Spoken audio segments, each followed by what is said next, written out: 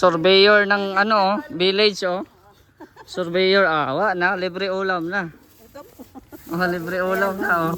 Ay, grabe, talong ni Joey. Talong ni Joey siya. Talong ni Joey. Ano yan? Pumunta lang dito para makitas ng talong. Oo. Walang laman yan. Tubig. Puro tubig. Manok ka yan, manok ka. Oh, wala. Puro mangga. Oh, mangga. Walang laman nga yan. Sa Larang naman dyan yung ano ni Mr. G. Oh. Ano tayo? Tubig. sila ng pagkain dito, wala mo silang mahanap. Meron ako ditong ano, yung ito. Nabili din ako kanina ng siopaw. Ito na lang, pesnakin natin yung surveyor. Oh, ito pala ah. Papakain ni Mr. G. Oh. Ayan na. Oh, yan na, mainit pa yan. Ano yan? Tingnan nyo. Mainit-init pa nga. Oh, mainit-init pa. Pandesal. Hindi. Ganyan, bakery. Toasted, oh. Oh. Hala! Wala. Ngayon ko lang ito nakita. Ah, Sa tanang buhay ko, Na. Mr. J. nasa hidden yan, hidden agenda. Ah! Uy, sige na. Ano yan? Tutok mo ang camera. Ano? Ano to, pandesal? Hindi nga. Toasted nga. Toasted siopaw? Pero, kaya na. Siopaw to? Oo. Mainit? Oh, mainit yan. Ang ganda yan. Oh, may coke pa. Bigyan ng baso. Malapit lang pala dito yung ano, bigyan ng Di si admin, meron din. mabigat. Ay, mabigat mabigat yung tinapay. Mainit. Kaya na. Mabigat. Asan yung galing summer? Oh, ayan oh. Binigyan, oh, yan oh. Suman. Suman yan oh. Oo nga. Kaya nga, akala ko nga yung ano eh. Tsokolate na ano. Sakto Kaya ba yung suman ni ano? Kaya nga eh. Joey? Iba din yung talong niya no. Yung talong mo maliit. Yung suman, maliit. Yung suman mo maliit din. Daw matanaw tang imo. Ah. Oo, maliit din. Ayan ha. Oh, kaya rin, may ano. Rod, maliit din. Sige na. Ang bisita maliit din. Ang bisita daw. Ang bisita ka. Ang bisita. Upo ka. Ah. Damay pa. Oo, yun. Kaya nga, upo ka rin. Yung kakahiya. Nakahiya, nahiya ka pa. Maganda yung bag. Oo. Manilagay kang bago. Kaya nga. Sila may mga bag. Ha? Bakit wala to? Kaya rin. Ikaw? Ang cute ng suma ni Joey, oh. Hindi ko pa nga natitikman eh. Ayan. Tikman mo daw. Kain po. Ang... Tikman niya na yung suma ni Joey. Masarap. Oh, masarap. Masarap. Ang talong ni Joey. Baliko pa, baliko. Anda. Joey, kamukha. Magkamukha talaga ang mga talong Masarap ni yung Joey. suman. Tayo, masarap po man. Kaya rin. Ha? Sama ka. Pwede kaming snack. May turon. Tapos may kamote cube. Tapos nandun mo sila Ate Edna at Kuya Val. Bigay natin tong turon at saka kamote cube sa kanila. Tapos itong another turon ay sa mga karpintero natin.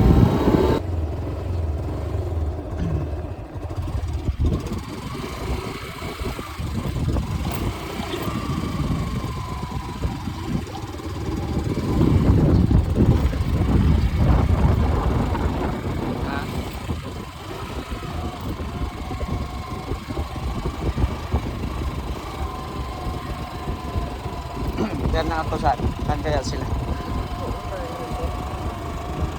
Diyan na ako. Ibigay mo doon sa ano.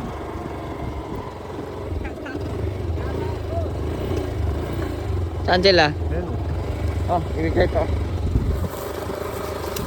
Oo. Ibigay. Anim yun. Dalawa doon sa kuya.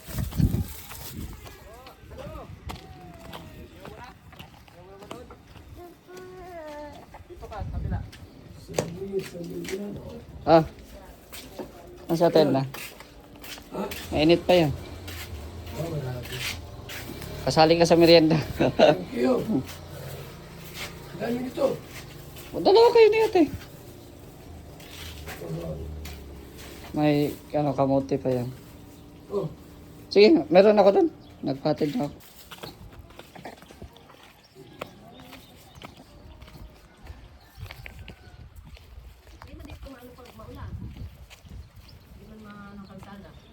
Di man. Last December, nandito na kayo ano? October pa lang kami dito. Kasi pag maulan magalito pag ganun. Maputik dito pag ganun. Ayan po, ito po yung update po ngayon. Thursday dito sa lote ni Kuya Rene. Ayan. So, tapos na sila mag-asintada dito banda. Ayan, pali ito po yung ano, bahay ni Derek. Ayan. So, ito na, nakasintada na sila dito. Ayan. Tapos, yun, paikot na po sila, oh. Paikot na po yung sintada nila. Bali, ito is daan kasi ito, no. Daan po kasi ito. Ayan, nasintada nila. Ayan, tapos, nagbuhos sila ngayon ng mga poste sa gilid. Ayan. Binuhusan po nila. Bali ito bagong gawa pa ito. Ayan. So, mabilis po sila magtrabaho, no? Mabilis po sila magtrabaho at ito na, oh. Mabilis lang ma-forma lahat. Ayan. Ano po siya dito? Nagbuhos.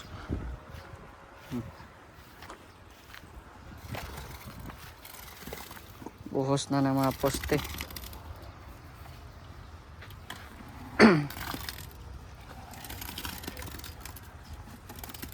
Yun.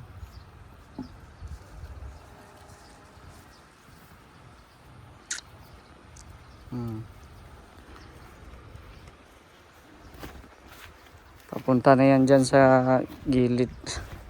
Yan, so ito po yung mga abang na mga poste. Nagawa din ni Kuya. So habang nag-aanilyo ng bakal si Kuya, ayan, ito naman yung nagkakalot at ngayon nagbubuhos. Ayan. So may dumating daw dito na na materyales. Si Don Capromde, oh. Si Don Capromde. Sa dami ng order, nalilito na siya saan niya ilalagay, eh. So dalawa ito. Tapos 300? Okay. Ilista mo na lang sa hangin. Sa tubig pala. Tubig. Ilista mo lang sa tubig. Para hindi umagos. Grabe, oh. So magamit po nila yan dito sa yan, asintada nila. Asintada dito. Oo. Dito ako maglagag dalawa tapos. Dalawa. Doon sa akin 200 na hollow blocks. Dayo pang buhangin to. Oo, kaya nga. Hollow blocks lang doon, dito yung graba na lang. Tapos dito likod. Salamat. Okay. Yan po. So, nag-order ako ng kanina ng hollow blocks, ikaso dito niya na deliver kasi wala man siyang wala siyang katulong, no? At hindi natin namalayan ng pagpunta niya dito, pero okay lang, deliver man niya bukas ng maaga yung hollow blocks doon, para tuloy ang asintada nila doon po sa transient po natin, doon sa likod ng bahay natin. Ayan. So ito po yung update dito ngayon, yung naasintada nila. Malapit na po matapos maasintadahan kasi pagkatapos dito, ayan, letter L na lang, pa letter L na lang sila. Tapos pagkatapos sila mag-asintada lahat, yun, magbubuhos na naman ng poste, no? Buhusan na naman yung mga bawat poste, lagyan na lang ng bakal para sa framing ng ng cyclone wire. So yan, ito po yung update po ngayon dito. Doon tayo sa kabila, sa likod ng bahay natin.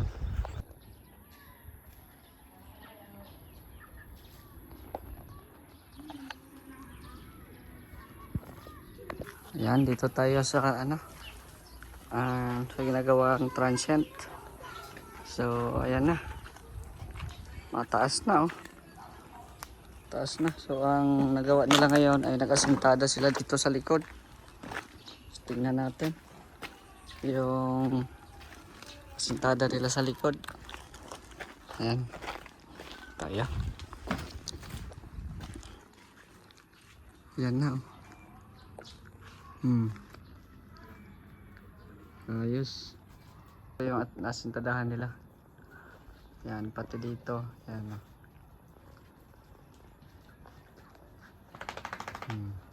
So bukas ay magpalitada sila dyan sa likod. So ito yung update dito sa ano, ginagawang transient po. Yan. So, natin dito sa likod.